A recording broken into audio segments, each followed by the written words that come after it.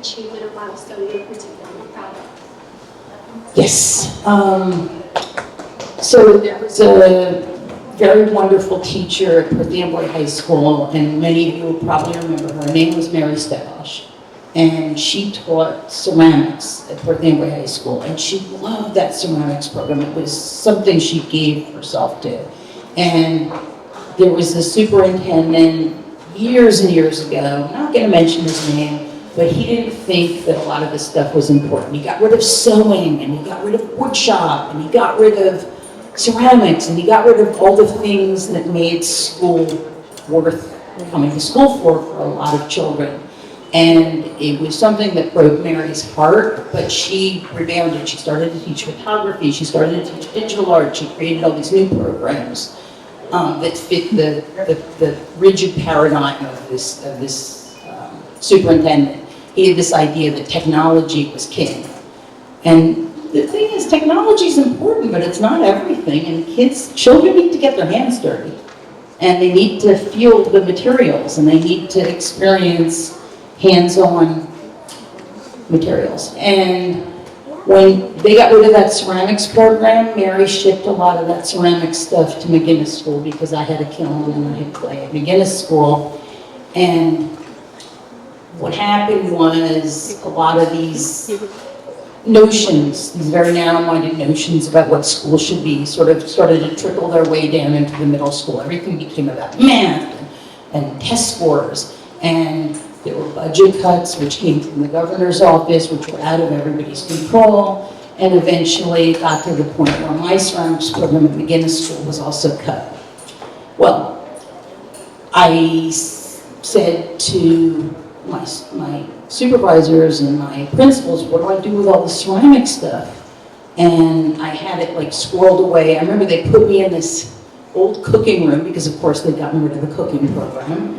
And I remember having like all the glazes hidden in this old oven, and you know, stuff hidden, like clay tools hidden in this old fridge, you know, because I was in this room at McGinnis School. And eventually I transferred from McGinnis to Shull, and I said, well, I think they've got a kiln at Shull, maybe I'll take this stuff there. And I got to Shull, and the kiln wasn't working, so about a third of the stuff ended up squirreled away in the Perth Amboy Gallery for the Arts. And another third of the stuff was in my dad's spare bedroom, and another third of the stuff was in my garage. And I'm like, God, if I ever retire, I'm gonna have to just leave this stuff on the loading dock, because I don't want to steal it. It belongs to the taxpayers of Perth Amboy. But I was always hoping. And so I'm gonna make this long story short. My daughter went to college in Philadelphia, and I'm visiting her in Philadelphia, and my husband and I go to the Art Museum in Philadelphia, and I climb up the steps, you've all been there, to where the Art Museum is in Philadelphia, and I'm standing right next to the Rocky statue, okay? Now, if you look to the left, there's this beautiful frieze, all these gorgeous sculptures on the top of the frieze of the Art Museum, and all those sculptures were made at the terracotta factory in Perth Amboy.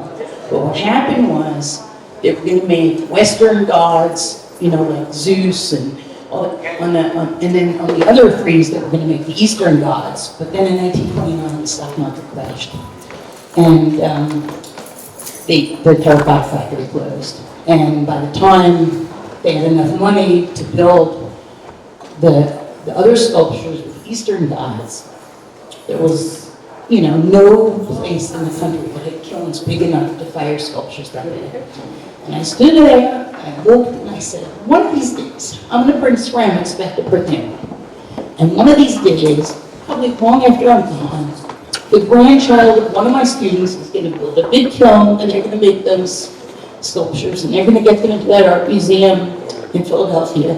Well, this year, we built a beautiful new high school. We have 10 pottery wheels, and I'm teaching ceramics again. And I was able to say, you know what, I saved all this stuff, and I was able to get it from the art gallery and my dad's, you know, spare bedroom and our garage. I was able to bring all that stuff back, and I've been teaching ceramics this year. I have one section of it. Next year I'm going to have 2 sections of it, and God willing, one of these days, one of those kids is going to build those sculptures.